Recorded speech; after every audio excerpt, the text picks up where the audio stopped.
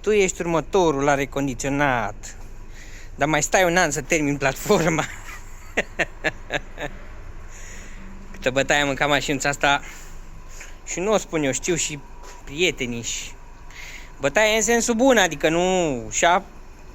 Și-a muncit banii. Aici era să cădem într-o râpă cu vreo lună de zile. Pe zăpadă. Aventuri multe. Ce zici, bă, Predi? A ținut vopseaua sau n-a ținut vopseaua? Ai dat-o cam subțire, recunoști? Da, a ținut. Are 1, 2, 3, 9 ani de când e vopsit așa. Mă rog, acum nu mai e vopsit întreg, dar atât are de când l-am revopsit. Aveam și noi niște steluțe pe aici, niște alea, s-au șters, vai de ele, sărăcele. Da. Tu ești următorul.